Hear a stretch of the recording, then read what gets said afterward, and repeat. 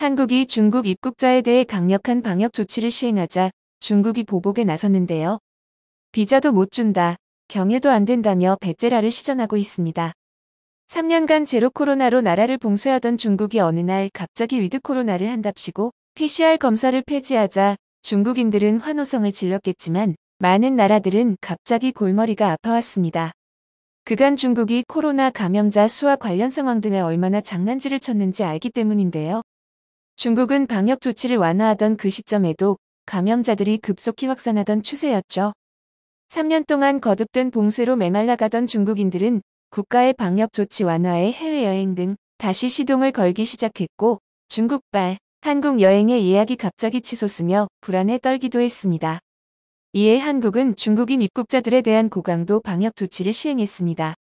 중국에서 항공편이나 배편으로 입국하는 모든 사람은 PCR 검사를 받도록 하는 시행 조치를 하고 있습니다.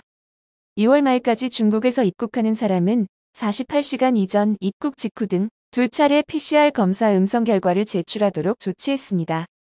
1월 말까지는 단기 비자 발급도 중단한 상태입니다. 중국에서 오는 단기 체류 외국인은 입국 즉시 PCR 검사를 받고 검사 결과 확인 시까지 별도의 공간에서 대기하도록 했죠. 중국발 항공기의 국내 기착지도 인천으로 일원화했으며 배편으로 들어올 경우도 동일하게 방역 지침을 적용하도록 했습니다. 중국은 자신들에게 유례없는 고강도 방역 조치를 내린 한국에 대해서 보복성 조치를 취하면서 한국인 단기 비자 발급을 중단한 상태입니다. 그러나 결과적으로 중국에 대한 방역 강화 조치는 효과가 컸던 것으로 밝혀지고 있습니다. 이런 고강도 조치에도 지난 2일부터 7일까지 중국을 출발해 국내로 입국한 사람은 총 6,396명이었고 이 중 5,617명이 검사를 받아 1,100명이 양성 판정을 받았다고 하죠.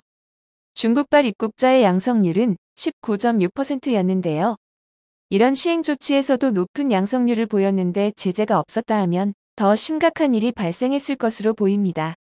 또한 이러한 강화 조치에도 불구하고 PCR 검사를 패싱하려고 하거나 격리를 피해 도망가는 일이 빈번하게 발생하고 있습니다.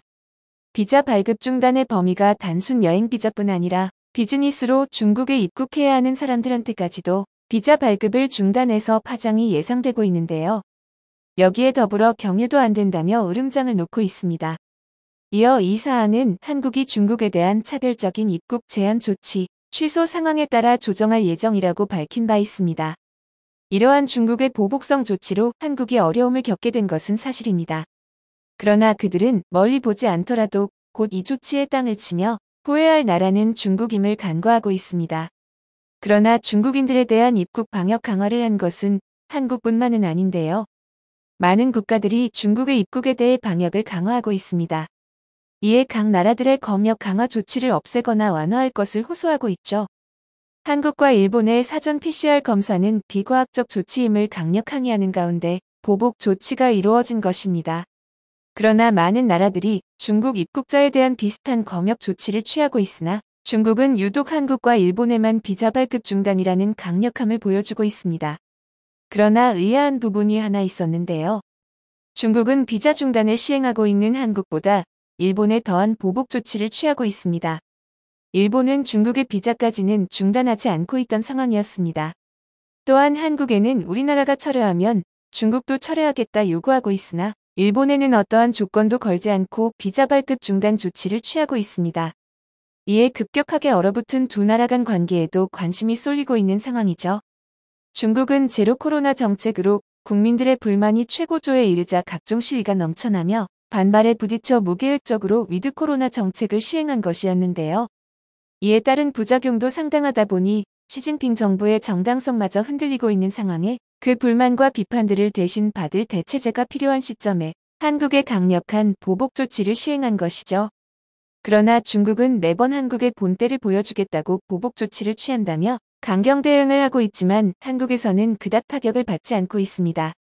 가장 대표적인 것이 사드 보복 조치였죠. 여태까지도 하나일령이 시행되고 있지만 오히려 불만의 목소리가 높았던 것은 중국 내부였습니다. 이번에도 비자 상호주의에 입각해 정당 조치였다고 항변하고 있는데요. 한국이 먼저 단기 비자 발급을 중단했기 때문이라는 것이죠. 한국이 이에 납작 엎드릴 것이라고 생각했다면 우선입니다. 실상 한국인에 대해 비자 발급을 먼저 거부했던 것은 중국 측이었습니다. 제로 코로나 정책 시행 시 중국에 여행을 오지 못하도록 차단해놨던 것은 중국이 먼저였죠.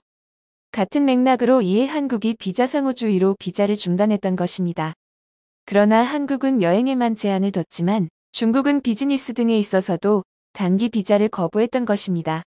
그런데 이처럼 멋대로 사업 분야에서 비자 발급을 중단했던 것은 처음이 아닙니다. 한알령 때와 요소수 사태 때에도 한국에 들어와야 하는 것들을 몇 달씩 묶어놓으며 피해를 주기도 했죠.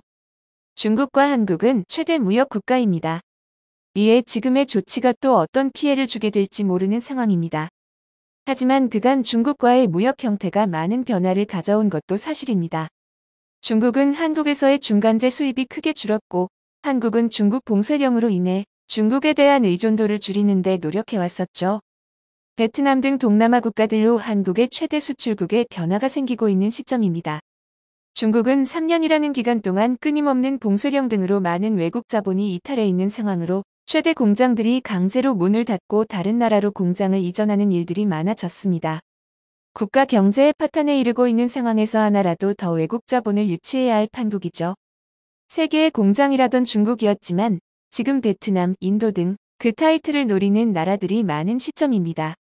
한국도 많은 사업의 거점을 베트남과 인도, 인도네시아로 이전하거나 추진하고 있는 상태입니다.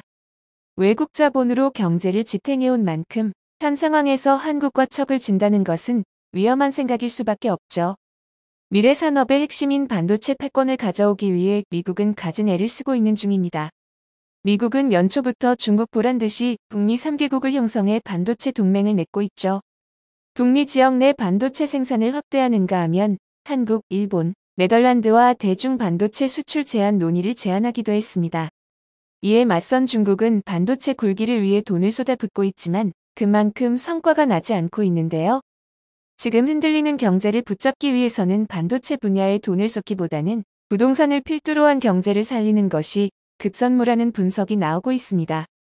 한국은 중국의 주요 반도체 공급처인데 이와 같은 조치로 반도체 공급이 중단된다면 중국은 반도체 분야에서 고립될 수 있는 상황일 뿐 아니라 당장 반도체를 활용하는 첨단 분야에서의 물품 생산의 차질을 빚을 수밖에 없는 상황입니다. 중국이 미래를 내다보지 못하고 끄덕하면 한국에 가하는 보복 조치를 계속한다면 중국이 오히려 미래 산업 분야에서 악영향을 받을 수 있다는 것을 간과하고 있는 것이죠. 매번 한국에 보내는 강력한 보복 조치는 사실 실효성이 많이 떨어졌던 것이 사실입니다. 이번 조치 또한 한국에 실질적인 큰 영향을 미친다기보다는 중국 내부적으로 상징적인 의미를 가지고 있다는 것이 더 클 수 있습니다. 중국이 제로 코로나를 시행하는 3년간 중국과의 교류가 소원한 상태였고 탈중국화를 위해 여러 방안을 마련하고 모색해둔 상태라 갑작스럽게 더 큰 어려움에 빠질 리 없다는 것입니다. 중국의 제로 코로나 당시에도 중국의 코로나 감염자는 속수무책으로 늘어나 있었습니다. 코로나 확산세에서 아무런 대책도 계획도 없이 시작한 중국의 위드 코로나 정책은 추후 어떤 파장을 불러올지 모르는 상황이죠. 이에 현재 다소 불편함이 있는 조치일진 몰라도 향후 맞는 조치였다는 결과가 나타날 수 있습니다. 어떤 결과를 가져오게 될지 귀추가 주목되고 있습니다. 영상을 끝까지 시청해주셔서 감사합니다. 구독과 좋아요는 영상 제작에 큰 힘이 됩니다.